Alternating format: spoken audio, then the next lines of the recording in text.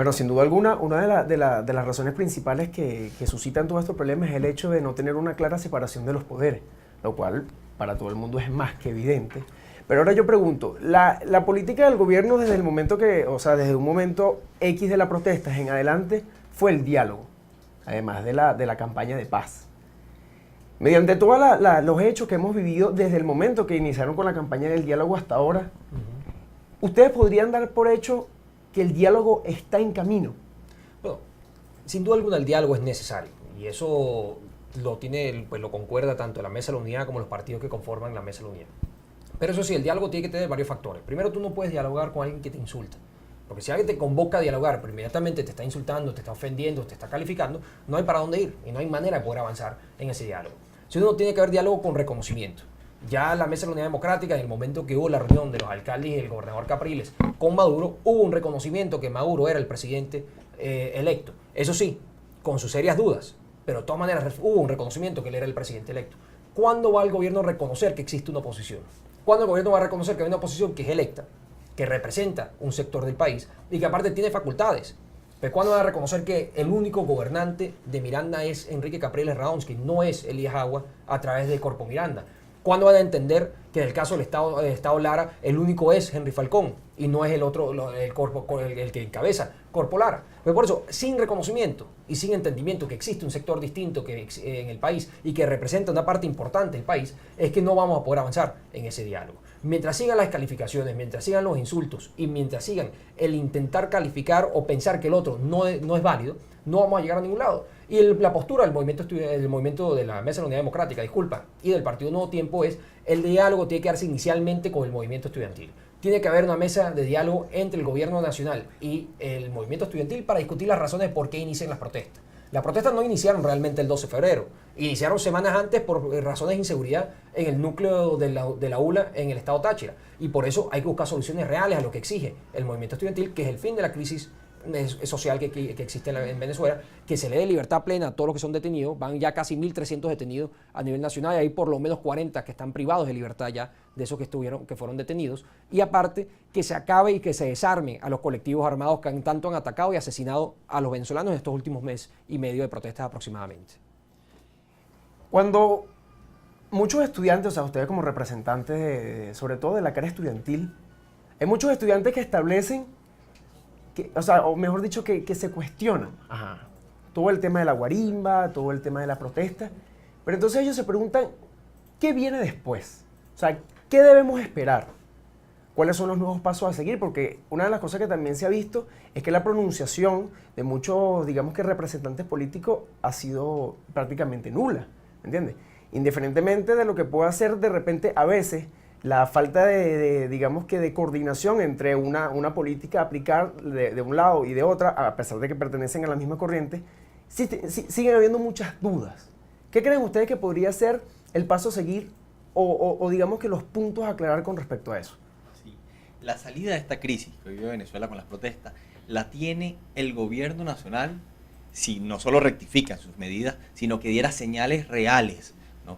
de querer enmarcarse en el marco de la Constitución, y entre eso pudiera pasar, uno, por aceptar una mediación, que no es intervención, porque el gobierno nacional vemos cómo sí utiliza la OEA, como por ejemplo en el caso de Honduras hace unos años, ¿no? Pero ahora cuando es Venezuela, el ojo de la OEA, entonces es intervención. No, una mediación internacional para poder realmente, es la única forma, desde nuestro punto de vista, de establecer un diálogo con una mediación internacional para que ellos le puedan decir a la unidad en qué consideran ellos que nosotros no cumplimos, no respetamos la Constitución, y nosotros decirles en qué sí creemos nosotros que claramente ellos irrespetan la Constitución. No pasa por la censura, pasa por la Fuerza Armada y pasa por, bueno, toda la crisis que hoy vive Venezuela. Pero son ellos que pudieran mostrar señales, y una de esas pudiera ser iniciar por la liberación de los presos políticos y dejar la persecución a los presos que no políticos que están buscando.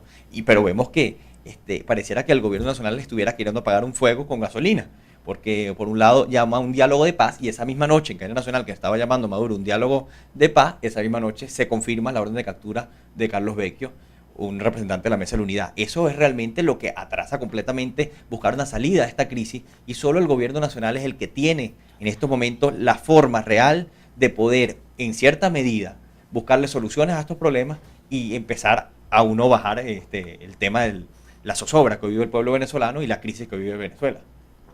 Ahora, fíjate, han habido muchas declaraciones por parte, o sea, por diferentes representantes del gobierno, en lo cual han creado muchísima polémica. Después de todos los hechos que fue la orden de presión contra Carlos Vecchio, Maduro llama digamos que a los colectivos, a lo que se llama apagar las candelitas, como él lo definió. Después tenemos unas declaraciones que se notaron un poco ambiguas, a pesar de que han habido varias representaciones, o sea, digamos que varias opiniones de diferentes sectores sobre las declaraciones de parte de la Defensora del Pueblo. Después en una entrevista que se le hizo se ve la manifiesta parcialización que tiene con respecto al gobierno. ¿Cómo digamos que para un sector opositor puede generar una confianza, un panorama de diálogo cuando existe esas contradicciones tan fuertes con respecto a lo que es la teoría y la práctica? Sí. Es una gran realidad lo que está viviendo el país en la actualidad. Y sin duda alguna, aquellos que crean realmente que pueden haber soluciones inmediatas, no son soluciones que van dentro del parámetro democrático y dentro de lo que son la visión democrática que puede tener un país. Por lo menos uno cuando decide, y nosotros sabemos que no es una decisión colectiva, pero uno cuando decide ser militante de un partido político, uno inmediatamente decide apegarse a las líneas democráticas y al juego democrático del poder. ¿Y eso qué significa? Ajustarse a la legislación de cada país para poder acceder al poder, y acceder al poder para poder generar cambios en la sociedad.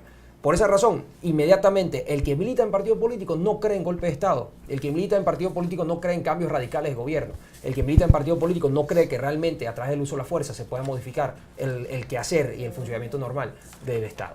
Por esa razón, entendemos y entiendo en lo directo la desesperación, la desconfianza, la tristeza, la afectación que puede tener todo venezolano ante las instituciones del Estado. Y lo sabemos todos nosotros. Lo sabemos porque lo vivimos constantemente, lo vivimos desde el dirigente político, gobernador, alcalde, concejal que intenta acudir al Estado para exigir lo que es realmente justo para su municipio, para su Estado, como también lo vive el ciudadano a pie cuando se enfrenta a un policía corrupto que lo que le pide es algo para el café porque quiere salir, porque le quieren intentar matraquear por algo que no está cometiendo ningún delito. Esa frustración la sentimos todos los venezolanos. La sentimos cuando vamos al automercado y no conseguimos los productos que realmente necesitamos, cuando vamos a la farmacia a comprarle medicamentos a nuestros abuelos y no conseguimos la medicina que tanto necesitan. Pero esa frustración se tiene que canalizar a través de la construcción de una mayoría en nuestro país. Y ese es el objetivo de la Mesa de la Unidad Democrática durante todos estos años. Es seguir convenciendo a la mayor parte del país para que realmente entienda que una visión distinta del país y una manera distinta de ser gobernada es factible. Pues por esa razón, esto es necesario, no amedrentar y no insultar a aquel que piense de manera distinta, realmente incluirlo. El problema de la crisis social la vive el 100% del pueblo venezolano. Nosotros tenemos que seguir trabajando, captando a aquellos que están todavía acordes con el gobierno para que nos apoyen a nosotros y que crean que realmente la Mesa de la Unidad Democrática es la opción y el camino a seguir para el país.